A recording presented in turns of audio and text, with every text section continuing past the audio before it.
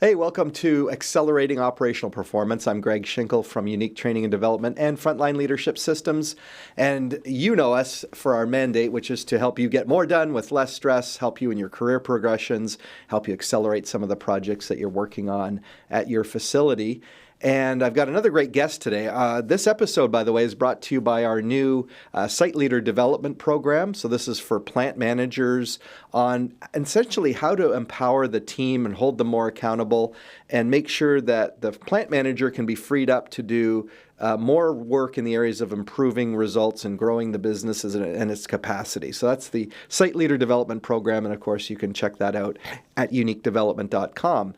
My guest today is Jon Heffelfinger from Hendrickson. And if you don't know Hendrickson, they are basically in the heavy duty, well, at least the division that John's in, is in the heavy duty truck suspension business. So these are the parts of the vehicle that you never see that are underneath. Very heavy duty, of course, for the amount of weight that's involved.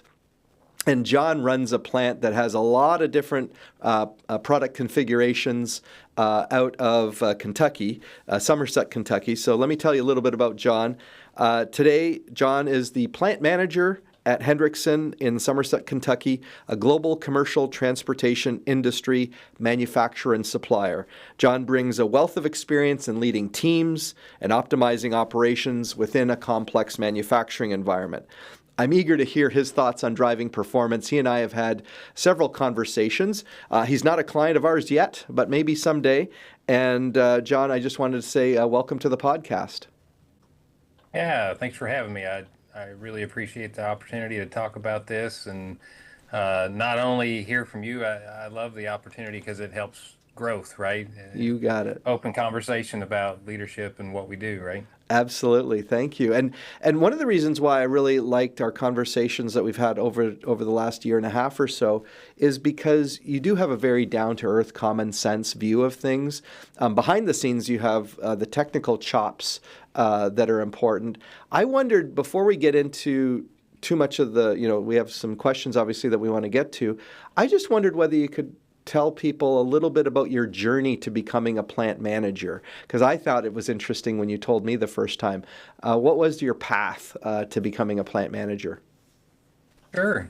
Well, I've worked for Hendrickson for 22 years, and I started out as a painter back in Lebanon, Indiana, so at another facility. And over the years, never saw myself in leadership roles, right? I was always very timid and concerned to move into those roles, but enjoyed the roles as I took them, right? The challenges were fun and enjoyed working with people. And so I've been several different positions in the company. I've painted, I've assembled, I've been in fabrication, I've worked in machining departments. Over the years, went back to school. Hendrickson's got a very nice education assistance program that they pay for your education if you're willing to participate in it. So I went back and got my bachelor's degree. Became a supervisor in 2011 and transferred to Somerset, Kentucky at that point. And Nice. enjoyed it down here. Really enjoy this plant. The culture here is great. Love the people in the area as well. And my time here, I was transitioned into the production manager in 2018, and then right after COVID there is when I transitioned into the plant manager role. Awesome. Well, that was an interesting time to transition, and I know your business was like super busy with demand during COVID and through that. Yeah. Let me ask you, since you brought it up, and just by coincidence on the date we're recording this, we just finished wrapping up this Site Leader Development Program. So that was the sixth day of a six-day program. And one of the things that came up is the one gentleman, kind of like you, said, I was never thinking I was going to become a plant manager. And then mostly because I saw some of the people above me in some of those roles, and I really didn't think I wanted the level of stress or whatever it was, or maybe I didn't really like how that person was leading, and I didn't want to be like that. I'm just curious, what changed your mind, and was it a specific individual who nudged you to consider a leadership role? How did that work? I would say there was several, and I can think of some very specific conversations that I had. especially with the plant manager role. Um, so I had not been in that production manager role very long and was very nervous about transitioning into plant manager role and the Yeah. additional responsibility. And there was just a lot of concern there. And a gentleman named Perry Barr had a conversation with me and said something that stuck with me. And really the only thing that he said in that conversation that really hit was Hendrickson wants you to succeed, right? And I've had several mentors over the years. Devin was a great leader in this plant, and he was a great person to follow. And but when Perry said that, that really struck me, and Yeah. understanding that the company was going to be there as I needed them and help me find my path, right? Awesome. And that meant a lot, I think. Yeah. That really helped me realize. I hope what people will take from that is that, first of all, people pay attention to what leaders say and do. And so you happen to have a good one there who mentioned that to you, and that resonates with you. Really, just one line still Yeah. stands out and is memorable. The other thing I'd point out to anyone on the call, because sometimes you are leading a team.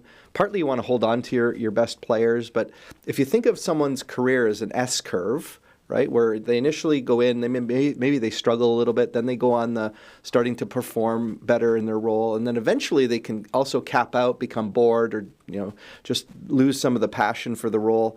Is I think the leader's job as well, somebody's on the upslope of their career S curve, is to think about what is the next thing I can help that person see so that eventually, ideally in someone's career, they go on multiple S curves. So they need to jump to another one where they're maybe not feeling totally confident, but again, development. And just that mindset. So you're lucky, and Hendrickson obviously is lucky to have some leaders that think in a developmental way. So that's pretty awesome.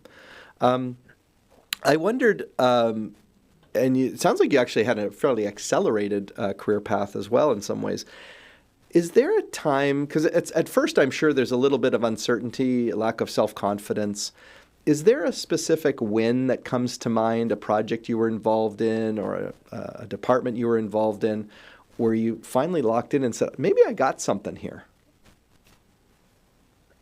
Yeah, there's a few. There's one standout that I really enjoyed here at the Somerset facility, and that was the first slider box that was ever produced here in Somerset. So it was a little different product than what we had ever produced in the past, and we had to put a new assembly line in for it, and we saw parts that were very different than what we had ever assembled in the past. So it was a accelerated project. We had a very tight timeline to make it happen. Yeah. And we were able to complete it on time and satisfy the customer demands. And still run that product to this day. But that one was shortly after uh, I took this role, and I was really proud of that one. The team did an amazing job, and it helped the company and our customers both equally. Yeah. No, that's awesome. And also it's nice to have a win. I always like to ask the flip side of that because, I think a lot of times leaders feel under pressure to always have, been successful. The problem when people paint themselves as always successful, like they've never run into an obstacle or a problem or had a project go sideways, or is it almost makes them seem untouchable. And I think then if anyone else was aspiring for the role, they go, well, I can't do it because like John's been perfect or Greg's been perfect. And I know I'm far from perfect and admit a lot of the setbacks that I've had. I'm curious, is there one where you got a tremendous learning from a project that just didn't either go as well, or maybe it hit a hiccup and it was like this awakening that went on in your mind that you learned something from that? Does something come to mind? Yeah, I don't know if it was necessarily a project. This plant has always had a we can attitude. Matter of fact, we've got some from the other plants, we've gotten presents that were made that had slogans on them like we can do it, kind of. Yeah. And one of the things that changed dramatically after COVID that made it extremely difficult, and I don't want to use the word I'll use the word struggle. Yeah. So after COVID, we were unable to hire. And then historically, that was not ever a problem here at our Hmm. facility. We were always able to meet customer demand and bring people in with any capacity increase and satisfy our customers. And after COVID, for a few years, we struggled to find candidates that could fulfill our job needs, Right. and not even uh, necessarily volume, but skilled candidates that could do the work we needed. You know, when you mentioned earlier that we do such a wide variety and variation within the product we run, it is a little different than other factories in Right. some case. For example, right now we have about 130 2G certified welders, and that's not Hmm. an easy job to always fill. Right. And that was hard to, it seemed like month over month in our reports, we had to go back and I was having to say we were not able to meet customer demand, Yeah. and there was always an expectation of this plant performing. And that was very difficult for me. It was very Yeah. humbling. No matter how hard we tried, all the things we did, the extra effort we put into recruiting, we were not able to meet the demand that came after that. Yeah. That was hard. That's very frustrating. I mean, as you know, you weren't alone in that. I mean, that was something that a lot of companies were dealing with where the market Yeah. suddenly tightened up.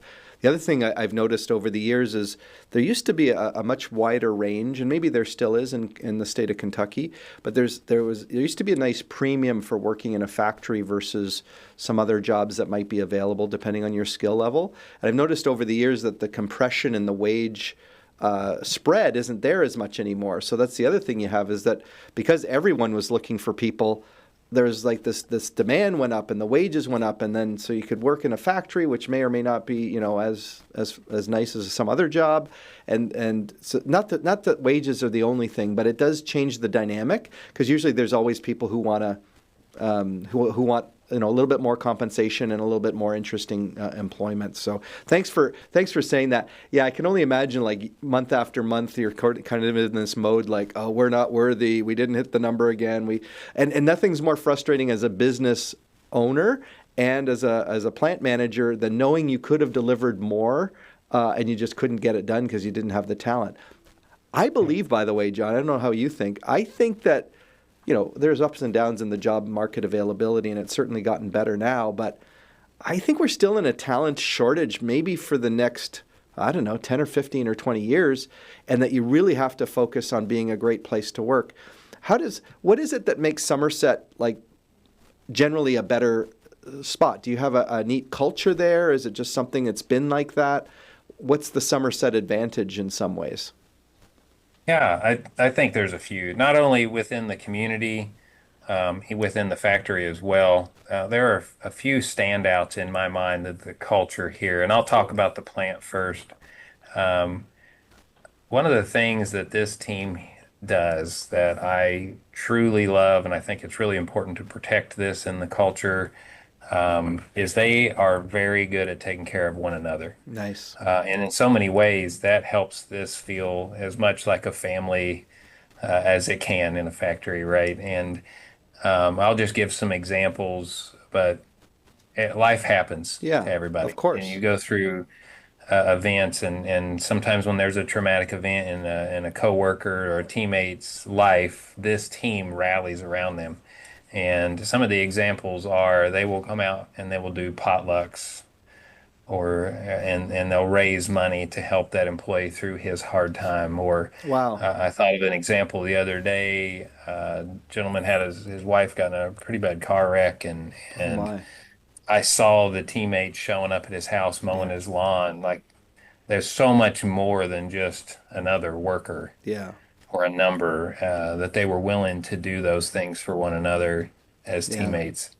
And so I think that is special to the Yeah. culture here in Somerset. Yeah. I think that's something we have our core values that we live by, but that's something that the team has adapted to. That's not anything, like I said, as a company, I think we should protect that culture, but it's something that they drive. Those Yeah. are things that they put together and run. As far as the community goes, this community is amazing. From the technical schools that help provide us the 2G welders that I talked about, Hmm. and a great place to raise a family and live. We have so much outdoor activities and an active community and an active downtown to make it a fun place to live if you're at whatever part of life that you're in, whether you're in your 20s, 30s, 40s on up to retirement. Yeah. There's so much to do here. Every weekend, uh, for such a small community, there Yeah. is a very, very active environment here. Awesome. Well, one of the Yeah. things I think I remember we've done work obviously because people probably can relate to the fact that sometimes these factories are in like very relatively small communities. And what Yeah. you're saying is on the positive side is that that works to your advantage when everybody knows each other and so forth. I've seen some people say it's a little bit odd because you see people at work and then you also see them in the grocery store, you see them, on the Yeah. ball diamond or whatever. Um, you probably know this, but I wanted to highlight it for the audience that because this came up yesterday again with the plant managers that we had in one of our courses, is when Google actually looked at what made its teams, the high-performing teams, do better than maybe teams that didn't deliver on their results. And this is called Project Aristotle that they did. They really determined that when you distill down like what makes some teams work better than others, two things, and it highlights what you have achieved at Somerset.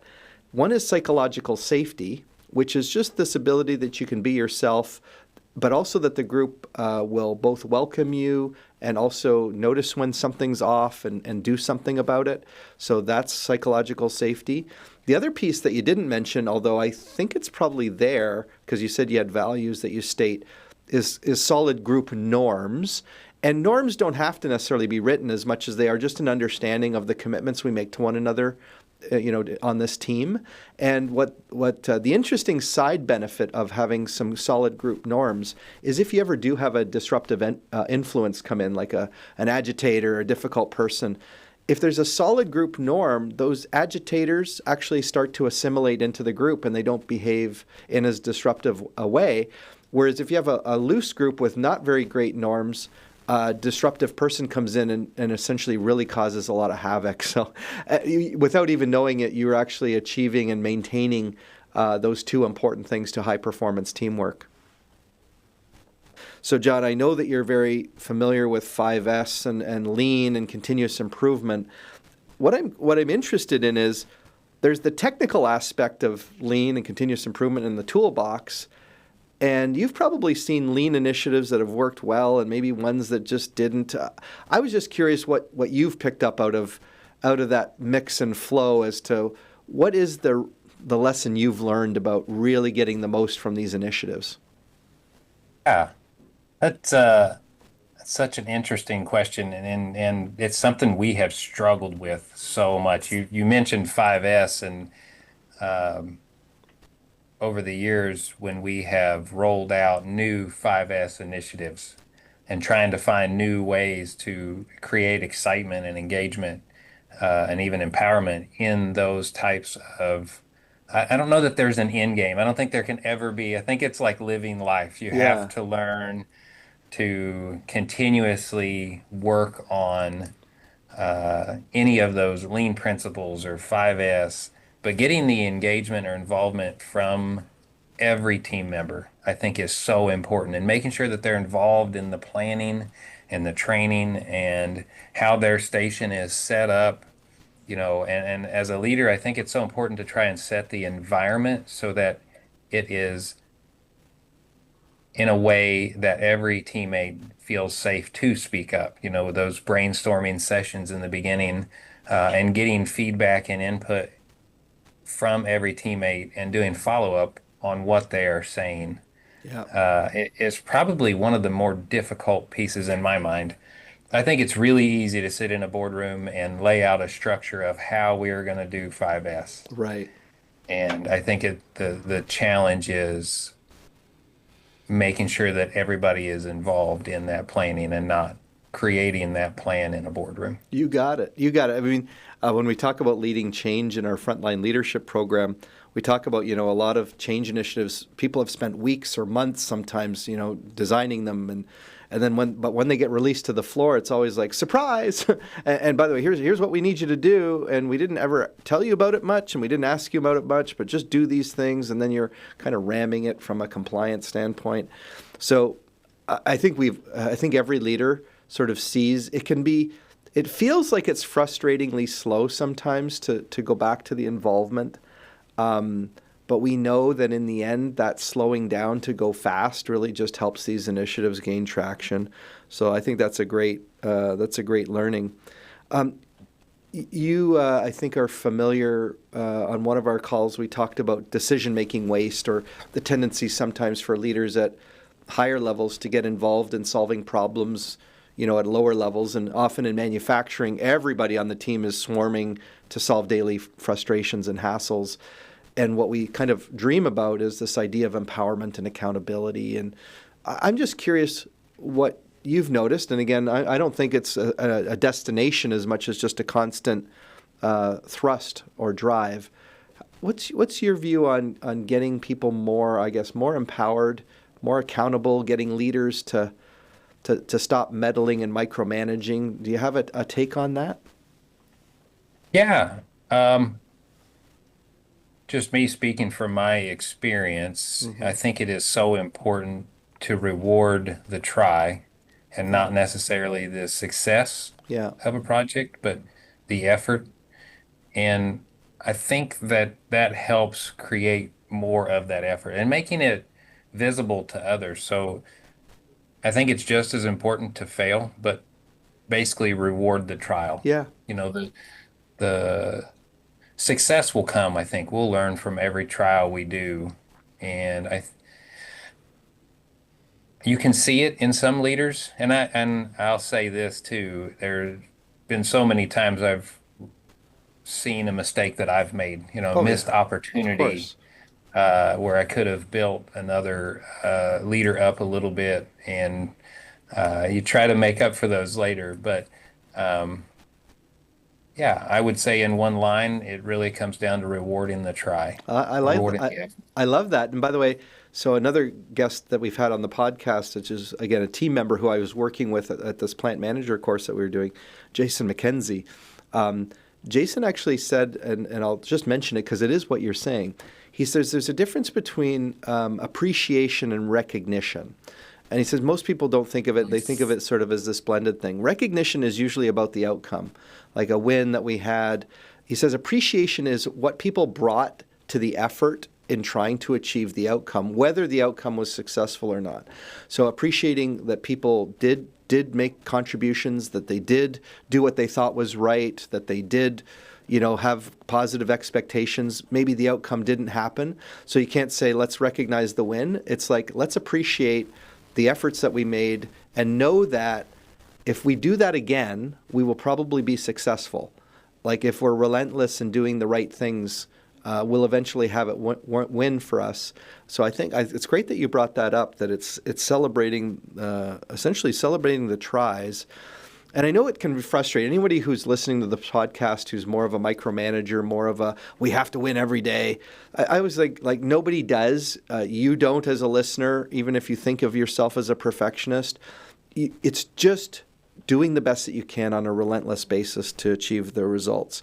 And so I love that you said that, celebrate the try. A lot of talk these days, although I said to a client even this morning, I said, I don't think we'll be talking about multi-generational, motivation problems, or at least it'll go fallow for a while and maybe come up again, in 5 or 10 years.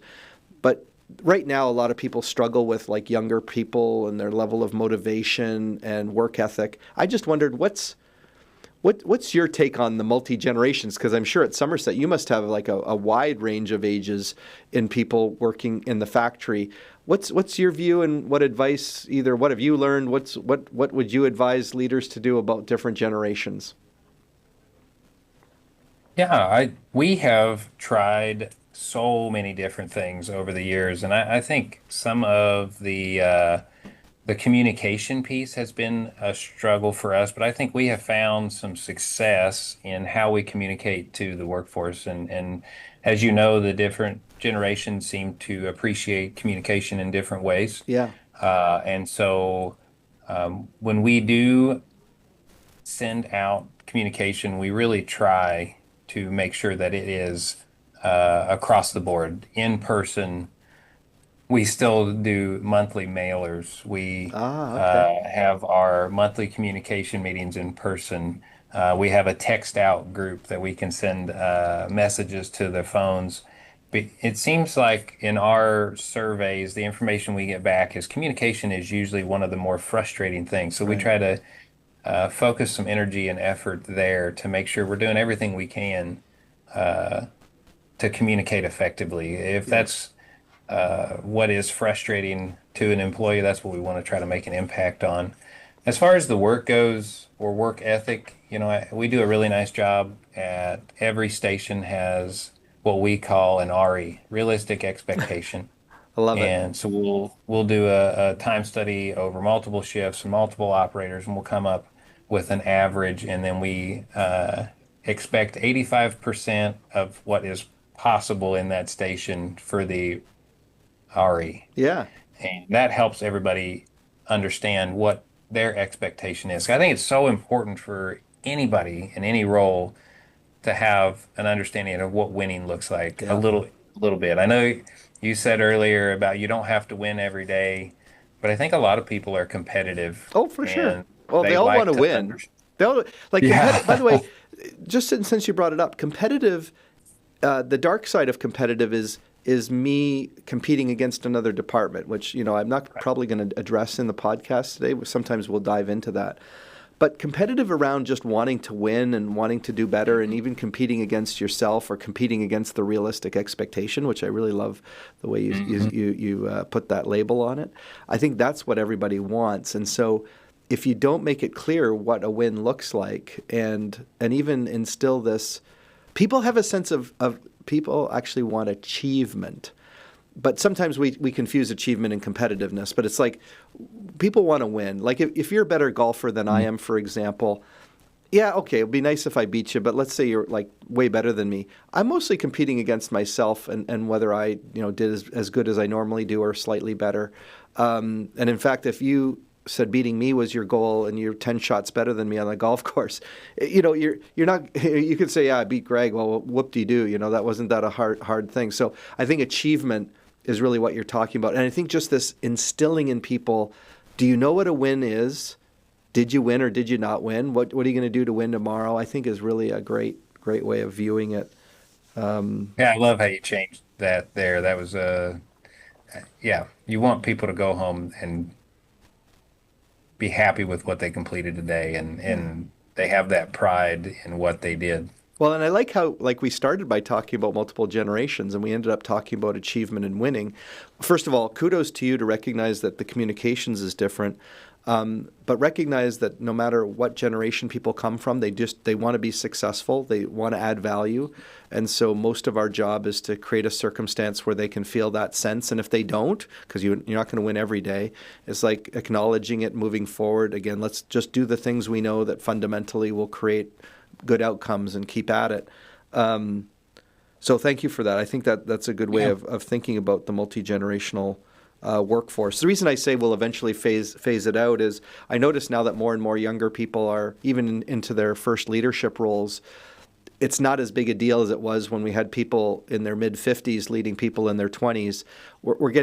We're starting to bridge the gap, and then so eventually, when I say it'll not be an issue, is we just won't need to talk about it again until sometime down the road when there's another big technological change that causes these big differences.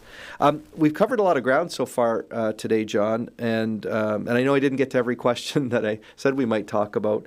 Was there something that you wanted to share about leadership, or what would help somebody in their career, or something that you think would be helpful for the audience? The only thing that comes to mind that I didn't speak out loud is in these roles probably something that was a struggle for me at first, and I'm still work on daily, right? Where I came from the operations is understanding that my job is no longer necessarily always to do. Yeah. It's to either create an environment that is friendly for somebody else to do or assist them and get the resources they need. You got it. Uh, But the fancy term is servant leadership, but also that just speaks to the whole leadership decision-making ways. Like the job is really to facilitate other people in doing the work and being there to support them in their development and their growth. Really, this is why I wanted you on the podcast, because you know, and I love your humility too, and acknowledging that even though I think anyone else looking at your career path and what you've achieved would be quite impressed, I love that you're still more like, hey, this is about our team. This is about development and growth. I've been given opportunities. I want people to also see that they have opportunities. That'll serve you well. The other thing I think you've probably seen, although you might not be eager to jump up to the next level yet, I don't know, but it's like once you kind of get once you kind of unlock some of these secrets, you realize that it doesn't really matter what leadership role you have at any given level. You can just kind of rinse and repeat and do the same things, knowing, yeah, the scope might get a little bit bigger, the responsibilities get bigger, the zeros get bigger, but it's like, it's the same process over and over again. So I just want to say thank you for being on the podcast. I really appreciate it. By the way, I know most of our audience isn't in the market to buy truck suspension components, but of course you can look up Hendrickson at Hendrickson-INTL International.com. Jon Heffelfinger can be found on LinkedIn if you want to connect with him. He's a good guy to be connected with. Otherwise, Jon, thank you so much for being on the podcast. thank you. I really appreciate it. All right. And as a listener, thank you for investing 30 minutes of your time in developing your career path. What's fascinating to me is to hear all these different stories from people that we have on the podcast. Of course, a podcast can be wonderful, but the thing that makes it even more valuable is when more people discover it. So if you can mention it to someone you know or do a post about it, we'd really appreciate it. If you want to leave us a review, those things actually do matter in terms of the algorithms, so you can do that on your favorite podcasting app. Of course, we do it on YouTube. We also have it on all the audio podcasting apps. If there's any way that we can be of service to you in your leadership journey or your organization in terms of leadership development, if you like our vibe, check us out at our website at uniquedevelopment.com. Otherwise, I'll just bid you success on your leadership journey.